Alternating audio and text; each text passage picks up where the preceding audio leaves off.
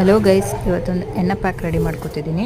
ಒಂದು ಪಾತ್ರೆ ನೀರು, ಅಕ್ಕಿ, ಮೆಂತ್ಯ, ಅಗಸೆ ಬೀಜ, ಲವಂಗ, ಮೆಣಸು, ಹಸಿ ಶುಂಠಿ, ಕರಿಬೇವಿನ ಸೊಪ್ಪು. ಇದನ್ನು ಚೆನ್ನಾಗಿ ಕುದಿಸ್ಕೊಳ್ಳೋಣ.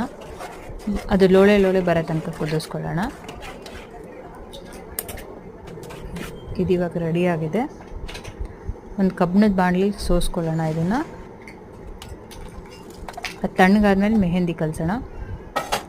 ಈ ರೀತಿ ಮಾಡೋದ್ರಿಂದ ಕೂದಲು ಕೂಡ ಚೆನ್ನಾಗಿ ಬೆಳೆಯುತ್ತೆ. ಡ್ಯಾಂಡ್ರಫ್ ಇದ್ದರೆ ಡ್ಯಾಂಡ್ರಫು ಕಡಿಮೆ ಆಗುತ್ತೆ. ಇದು ತಣ್ಣಗಾಗಿದೆ. ಇವಾಗ ನೈಟ್ ಕಲಸಿಟ್ಟು ಬೆಳಗ್ಗೆ ಹಚ್ಕೊಂಡು 2 ಅವರ್ಸ್ ಬಿಡಿ. ಆಮೇಲೆ ಬರೀ ನೀರಲ್ಲೇ ತಣ್ಣೀರಲ್ಲಿ ತೊಳೆಯಿರಿ ತಲೆನ. ನೆಕ್ಸ್ಟ್ ಡೇ ಎಣ್ಣೆ ಹಚ್ಚಿ ತಲೆಗೆ ಸ್ನಾನ ಮಾಡ್ಕೊಳ್ಳಿ. ಕೂದಲು ಕೂಡ ಶೈನಿಂಗಲ್ಲಿ ಚೆನ್ನಾಗಿರುತ್ತೆ. ಒಂದು ಸರಿ ಟ್ರೈ ಮಾಡಿ ನೋಡಿ.